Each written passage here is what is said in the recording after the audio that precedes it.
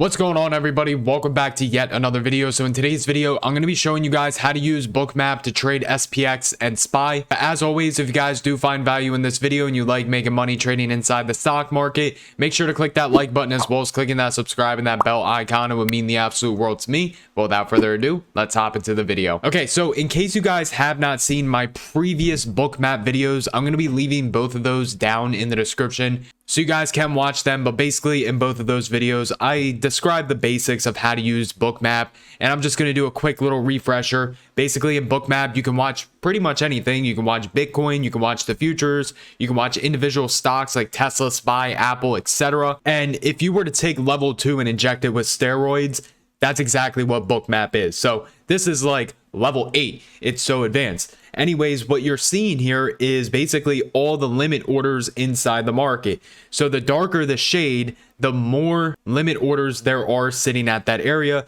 You can also see that we have the price over here showing you exactly where those limit orders are sitting. So ideally you want to be paying attention to red and even the orange. And as you can see over here, it's telling you the amount that is just sitting there waiting to get filled. So the red, orange, yellow, etc. above where current price is, this is orders waiting to get sold. So this is going to act as a resistance. But on the downside, again, orange, red, yellow, etc., these again are orders waiting to get filled, and these are more than likely going to act as support. And again, if you look over here, you can see the amount of orders that are sitting at that area. So something like 242 you can see is red. Something like 169, it's like a really light shade of yellow, or something only like 100 is like this light blue.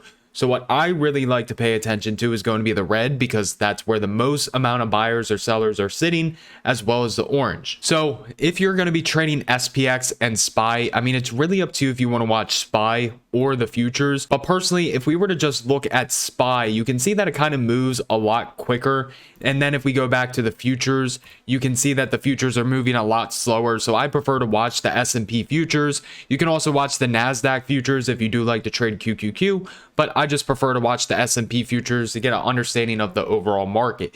So if you're going to be trading SPX or SPY, first off, you need to determine, are you going to be watching the futures or are you going to be watching SPY? Me personally, like I said, I like watching the futures.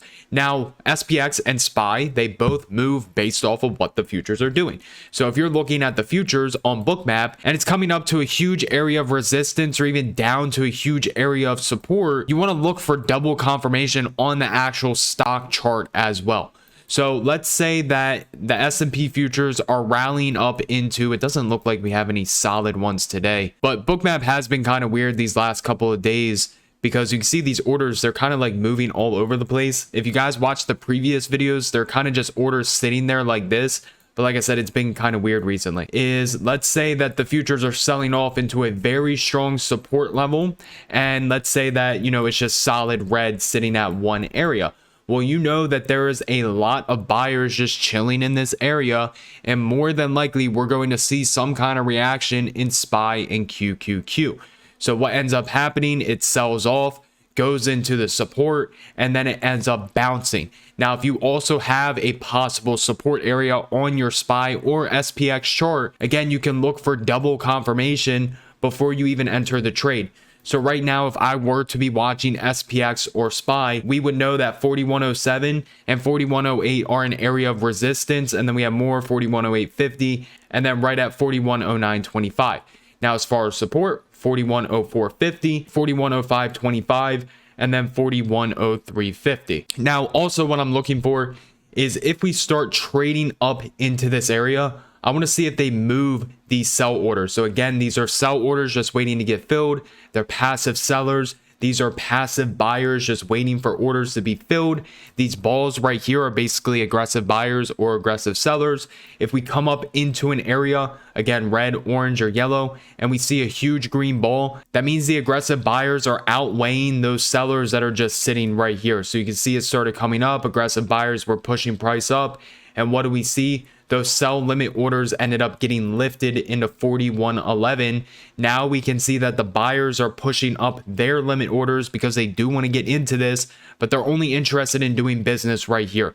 So again, you want to cross confirm that with SPX or SPY. And then as soon as you get the confirmation, and personally what I do if I'm trading SPY or even QQQ, when I'm in the trade, I'm actually watching Bookmap a majority of the time because this is going to show you exactly where those sellers are sitting. Let's just say that you're trading SPY and you have a resistance at, I don't know, 413, but then you're looking at the S&P futures and it's coming up to 4112.50 and there's huge sellers. Well, you know that more than likely SPY is going to have a reaction, especially depending on how big those sell orders are. So right now it is moving pretty slow, but if you're trading off the market open, it goes a lot quicker than this. You can also choose different time frames, so time slices. You could go to a 1 minute, you could break it down to even like a nanosecond. But again, you can see that those sell orders up here, they're getting lifted and those buyers are pushing price up. Now, again, if you're trading SPX and SPY, that could be used as a confirmation to enter a long position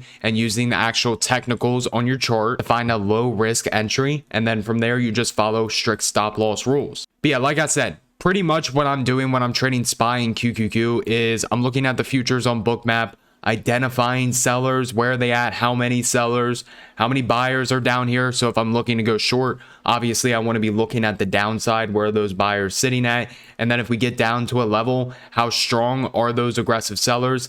Can they outweigh the amount of buyers that are just sitting here? And usually, and once we end up trading up into a zone, you'll be able to see this number right here. Again, these are the limit orders that are just sitting there. If we end up trading up into that, you'll see the number end up getting lower, meaning that they are getting eaten up by the aggressive buyers at that point, and vice versa to the downside. If they end up clearing them, this thing goes to zero. More than likely, it's going to trade up into the next zone, and you're going to watch it for the same thing. If it goes to zero, it's more than likely going to go up into the next one. Go to zero, same thing, more than likely up into the next one. But yeah, that is going to be how I use Bookmap to trade SPY as well as SPX. Again, if you guys do want more SPY and SPX videos, what I need you guys to do, make sure to click that like button as well as clicking that subscribe button. It would mean the absolute world to me. Comment down below. And as always, everybody have an amazing rest of your day, and I'll see you guys in the next video.